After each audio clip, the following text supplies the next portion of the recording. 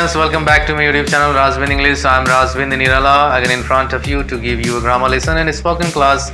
And today we will learn the very important chapter. So watch the video till the end. Don't leave it, don't escape it, and definitely like the channel, subscribe it, watch the video, share the video. Let's go to the board.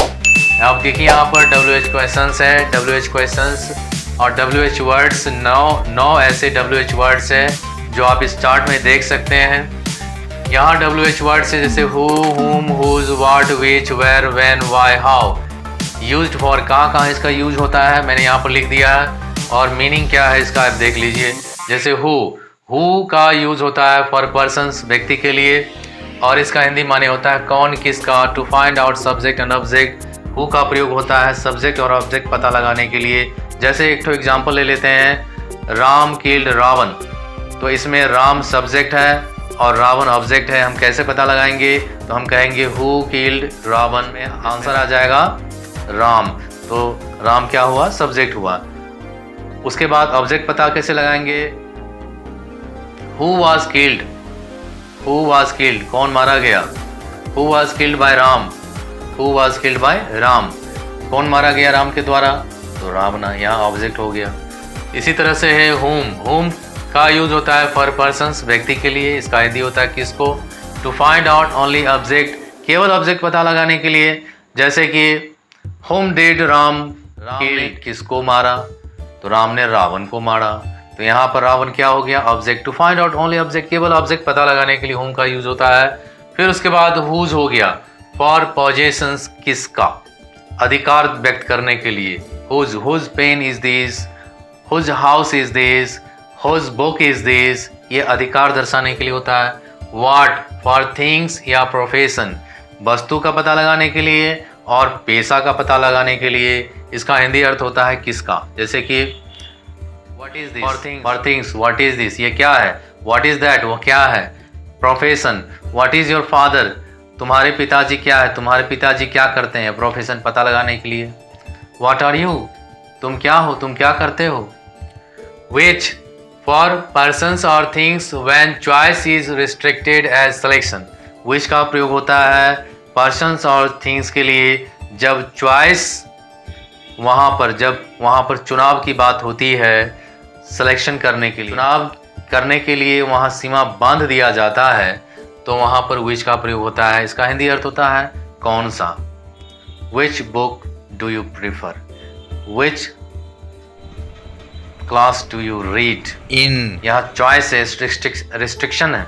Which class का एकदम सही पता लगाने के लिए, सही बात बताने के लिए भी हुआ।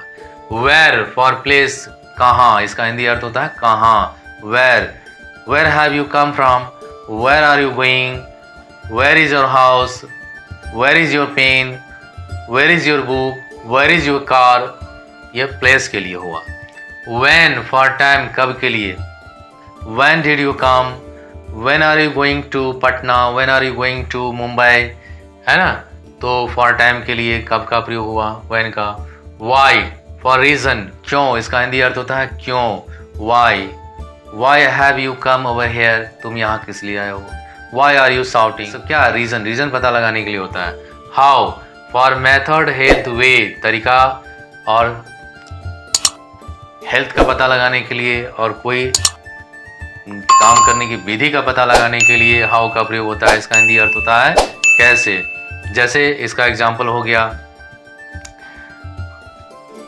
How is your health, how could you play this game, how do you right, method आप कैसे लिखते हैं, और तरीका पता लगाने के लिए how can you do this, क्या तरीका है इसको करने के लिए।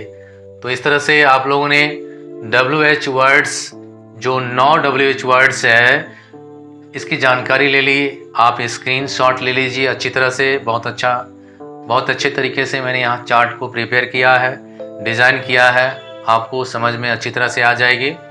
और फिर आगे देखिए, derivatives of some question words. Derivatives का मतलब होता है व्युत्पन्न शब्द, word derived from another word, not original, व्युत्पन्न शब्द, एक मूल शब्द से बना दूसरा शब्द को डेरिवेटिव वर्ड कहा जाता है। तो अब यहाँ देखिए, यहाँ इसमें भी एक चार्ट बना दिया गया है, इसको आप अच्छी तरह समझ सकते हैं, इसका स्क्रीनशॉट भी ले लीजिएगा। फिलहाल आप पहले समझ लीजिए। क्वेश्चन वर्ड्स एक तरफ है, क्वेश्चन वर्ड्स, फिर उसके बाद यहाँ यूज्ड फॉर, और फिर उसके बाद यहाँ meaning.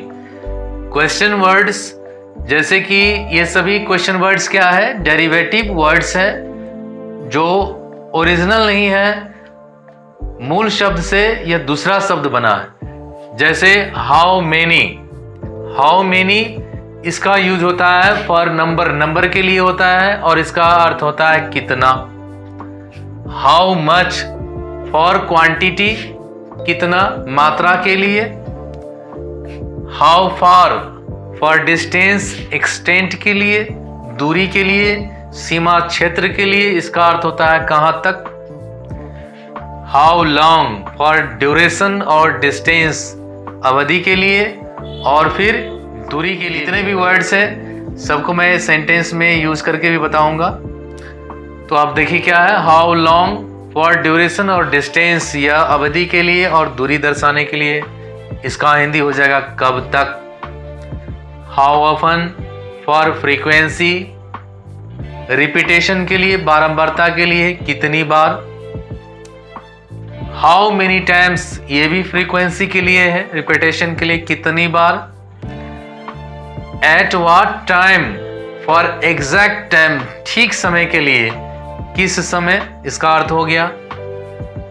Eight what place for exact place, खास जगह के लिए, किस जगह, हिंदी हो गया अर्थ।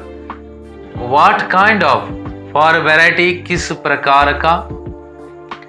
What sort of for variety, किस प्रकार का। What type of for variety, किस प्रकार का। ठीक है, तो सबका माने हैं। फिर उसके बाद यहाँ पर नोट है, to find out subject. Sentence में सब्जेक्ट पता लगाने का स्ट्रक्चर है question word plus verb plus other words. To find out object, object पता लगाने का स्ट्रक्चर है who plus auxiliary verb plus subject plus verb plus other words. ठीक है, अब एक एक का आप समझिए, एग्जाम्पल के साथ सेंटेंस समझिए। अभी के लिए क्वेश्चन वर्ड का आप सेंटेंस में समझ लीजिए। हाउ मेनी, हाउ मेनी का मतलब होता है फॉर नंबर, ये इसका यूज कहाँ होता है, नंबर के लिए, संख्या के लिए। कितना इसका हुआ। How many languages can you speak, आप कितनी भाषाएं बोल सकते हैं। How many languages can you speak, आप कितनी भाषाएं बोल सकते हैं। इसी तरह से दूसरा हो गया, students are there in your batch, तुम्हारे बैच में कितने विद्यार्थी हैं। How many students are there in your batch. How much for quantity के लिए, मात्रा के लिए, इसका हिंदी अर्थ हो गया कितना। How much milk do you drink a day, तुम दिन में या आप दिन में कितना दूध पीते हैं। Should a man drink in a day, एक व्यक्ति को एक दिन में कितना पानी पीना चाहिए। How much water should a man drink a day. उसके बाद है हाउ फार, इसका यूज होता है फॉर डिस्टेंस, एक्सटेंट के लिए, कहाँ तक। इसका सेंटेंस समझ ली। How far is Delhi from Patna, Delhi Patna से कितना दूर है या कितनी दूरी पर है। How far is Delhi from Patna. How far is it correct, यह किस हद तक सही है। तो इसका यूज हो गया how far for distance, for extent, सीमा क्षेत्र के लिए। अब डिस्टेंस के लिए हो गया how far is your residence from here, तुम्हारा आवास यहाँ से कितनी दूरी पर है। How far is your residence from here, तुम्हारा घर यहाँ से कितनी दूरी पर है। हाउ लॉन्ग, यह फॉर ड्यूरेशन और डिस्टेंस के लिए, यह अवधि के लिए और दूरी के लिए। इसका अर्थ हो गया how long have you been living in Patna, आप पटना में कब से रहे। How long will you stay here, आप यहाँ कब तक रहेंगे। हाउ लॉन्ग का हो गया फॉर ड्यूरेशन और डिस्टेंस कब तक हो गया। फिर उसके बाद है how often for frequency repetition के लिए, बारंबारता के लिए। How often do you take tea in a day, आप दिन में कितनी बार चाय पीते हैं। How often do you take tea in a day, आप दिन में कितनी बार चाय पीते हैं। How often have you been to Ayodhya, how often have you been to Delhi, आप दिल्ली कितने बार गए हैं। उसके बाद है how many times for frequency repetition के लिए, बारंबारता के लिए कितनी बार। How many times do you take a bath in a day, how many times कितने बार आप दिन में स्नान करते हैं। How many times do you take a bath in a day. At what time for exact time, किस समय। At what time you wake up in the morning, at what time you wake up in the morning, तुम सुबह में कितने बजे उठते हो। At what time you sit for your study in the evening, at what time you go to your bed. ये हो गया at what time for exact time, किस समय। उसके बाद है at what place for exact place, किस जगह। At what place you sit in your class with your friends, at what place you visit in the morning, at what place you go in the evening. What kind of, for variety किस प्रकार का। What kind of picture do you like, what kind of game you play, what sort of, for variety किस प्रकार का। What sort of thing is this, what sort of articles does he make, what type of, for variety किस प्रकार का। what type of work does he do, what type of thing does he eat, what type, for variety किस प्रकार से। आप लोगों ने question word को कैसे सेंटेंस में लिखेंगे इसको सीख लिया। अब यहाँ समझिए टू फाइंड आउट सब्जेक्ट, इसका स्ट्रक्चर है कैसे हम सब्जेक्ट पता करेंगे। तो question word plus verb plus other words. इसका एग्जांपल हो गया how many people do you need to help you, तो हाउ मेनी पीपल यह हो गया क्वेश्चन वर्ड्स में आ गया। हाउ मेनी पीपल डू हो गया वर्ब, यू अदर वर्ड्स हो गया। How many people do you need to help you. To find out object पता लगाने के लिए, तो इसका स्ट्रक्चर हो गया who plus axillary verb plus subject plus verb. इसका एग्जांपल हो गया who do you love most, देखिए who do you love most। दूसरा है जैसे who are you talking to, आप किससे बात कर रहे हैं। who do you love most, आप किसे सबसे ज़्यादा प्रेम करते हैं, तो उसमें ऑब्जेक्ट पता लगेगा।